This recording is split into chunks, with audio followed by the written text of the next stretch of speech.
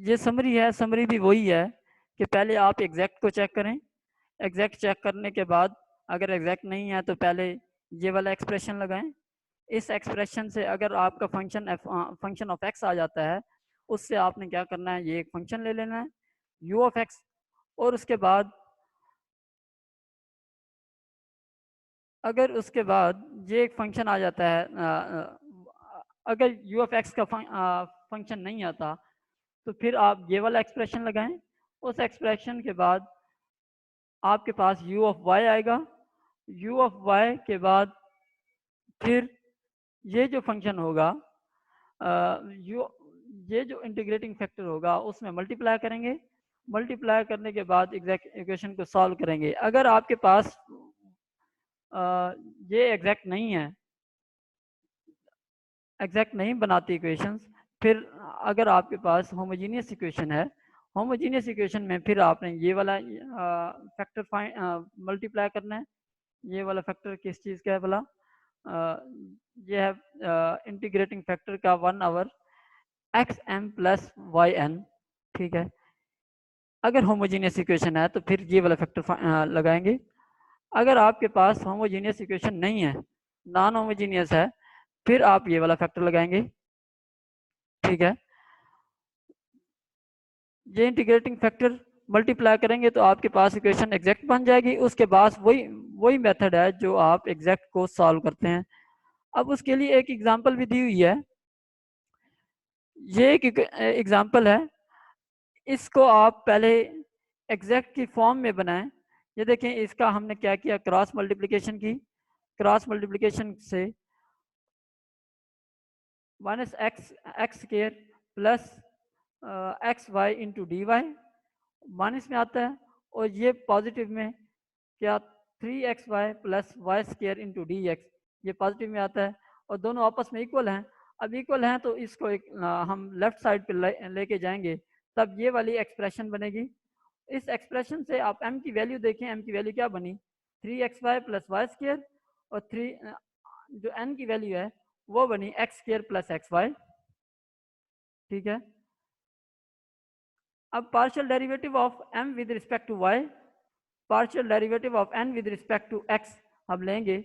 जब हम लेंगे तो ये देखें 3x प्लस 2y, यहाँ 2x प्लस y, ये दोनों आपस में इक्वल नहीं है। इक्वल नहीं है तो हम यहाँ इंटीग्रेटिंग फैक्टर फाइंड करके इंटीग्रेटिंग फैक्टर मल्टीप्लाई करेंगे इस इक्वेशन में, ये जो इक्वेशन है। अब इंटीग्रेटिंग फैक्टर कैसे फाइंड करेंगे, सबसे पहले हम फर्स्ट कंडीशन लगाएंगे, partial derivative of m with respect to y minus partial derivative of n with respect to x over n। जब हम ये लगाएंगे पार्शियल डेरिवेटिव ऑफ m, इसको और इसको माइनस करेंगे। माइनस करने के बाद फिर हम क्या कर रहे हैं, उसको डिवाइड कर रहे हैं n पर। n पर डिवाइड करेंगे तो ये बन गया 1/x, ठीक है। 1/x बना, ये देखिए फंक्शन ऑफ x है। फंक्शन ऑफ x है तो हम इसमें पुट करेंगे जो जो हमारे पास है e⁻1/e⁻ integration 1/x into d x. ये नेचुरल लॉग बन गया, नेचुरल लॉग एक्सपोनेंशियल से कैंसिल हुआ तो x बना। x हमारे पास इंटीग्रेटिंग फैक्टर है। अब इंटीग्रेटिंग फैक्टर जो है हमने मल्टीप्लाई कर दिया है, वो जो इक्वेशन जो ऊपर गिवन है हमारे पास, ये इस इक्वेशन में हमने x को मल्टीप्लाई कर दिया है। अब x को जैसे मल्टीप्लाई किया है, अब हम चेक करेंगे जो कि एग्जैक्ट होगी। अब एग्जैक्ट को वैसे सॉल्व करना है जैसे मैंने आपको बताया हुआ है। यहाँ तक बात समझ आ गई है? जी सर आ गई। अच्छा, अब ये जो न्यू एग्जैक्ट इक्वेशन है उसको सॉल्व किया हुआ है यहाँ, ठीक है। वो आपको तरीकाकार आता है, यहाँ से मैं एक्सप्लेन नहीं करूंगा। वो जो तरीका मैंने बताया उसके साथ आपने करना है, इसी एग्जाम्पल को उठा के, ठीक है ना।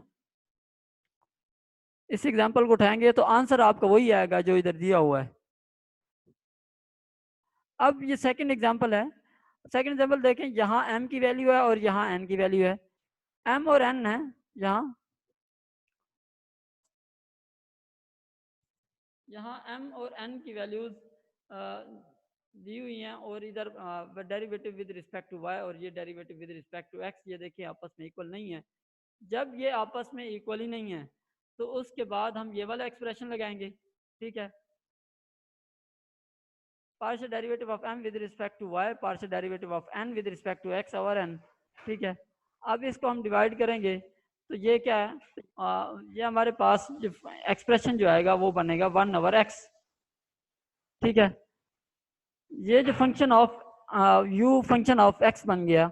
अब हमने इसका क्या करना है, इंटीग्रेटिंग फैक्टर फाइंड करना है। इंटीग्रेटिंग फैक्टर कैसे फाइंड करेंगे, u equal to exponential into integration of 1/x dx। ठीक है, इसको जब हम सॉल्व करेंगे ये बनेगा इक्वल टू x। ठीक है, multiplying the equation by x we have, अब ये जो x³ minus 2x square plus 2xy square into d x plus 2x square y into d y equal to 0। ठीक है, अब ये हमारे पास इक्वेशन बन गई x को मल्टीप्लाई करने के बाद। अब हम क्या करेंगे, इसको चेक करेंगे क्या ये एग्जैक्ट है या नहीं है। अब चेक करेंगे कि तो ये एग्जैक्ट इक्वेशन बनेगी। जब एग्जैक्ट इक्वेशन बनेगी फिर हम इसको सॉल्व करेंगे तो ये वाला आंसर आएगा। ठीक हो गया, सॉल्व कर लेंगे ना। सर ये थोड़ा रिपीट कर दें, आवाज कट गई है बहुत ज्यादा। ये देखें, मैंने कहा ये partial derivative of m with respect to y लिखा हुआ है, ये partial derivative of n with respect to x लिखा हुआ है। अब इन दोनों को हम करेंगे माइनस और डिवाइड कर देंगे।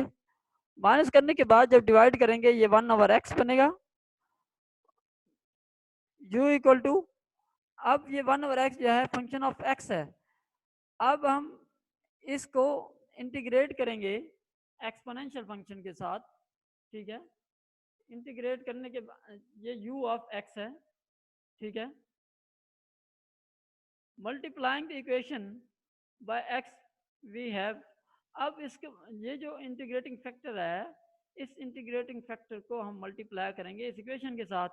अब इक्वेशन के साथ मल्टीप्लाई करेंगे तो हमारे पास ये वाली इक्वेशन बनेगी। इस इक्वेशन से ये वाली जो इक्वेशन है ये एग्जैक्ट इक्वेशन है। एग्जैक्ट इक्वेशन को जैसे हम सॉल्व करते हैं वो आपको पता है। ठीक हो गया। अब नेक्स्ट ये वाली एग्जांपल है, इसमें देखें m इक्वल टू 1 है और n इक्वल टू है x over y minus sine y। ठीक है, partial derivative of m with respect to y equal to 0, partial derivative of n with respect to x ये है 1/y। ठीक है, इन दोनों का डेरिवेटिव 1/y बनेगा और इनका derivative with respect to y equal to 0 बनेगा। अब ये क्या होंगे आपस में, ये आपस में इक्वल नहीं है। ठीक है,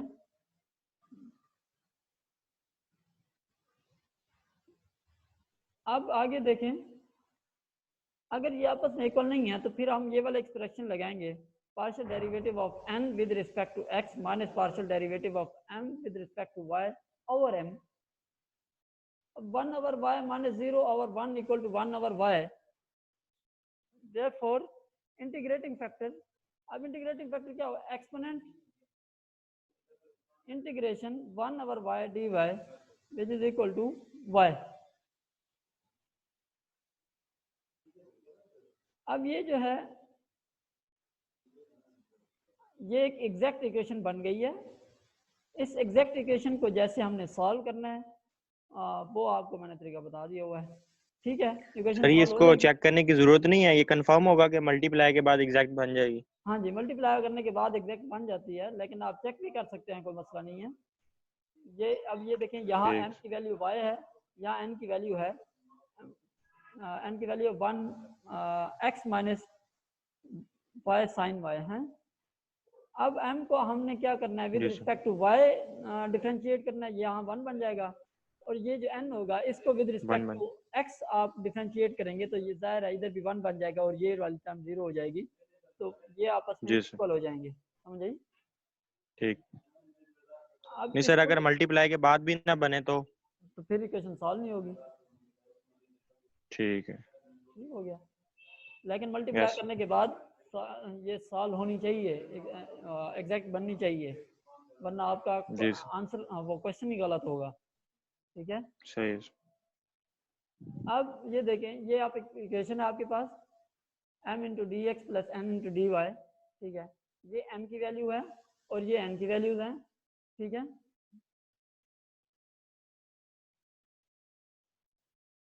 उसके बाद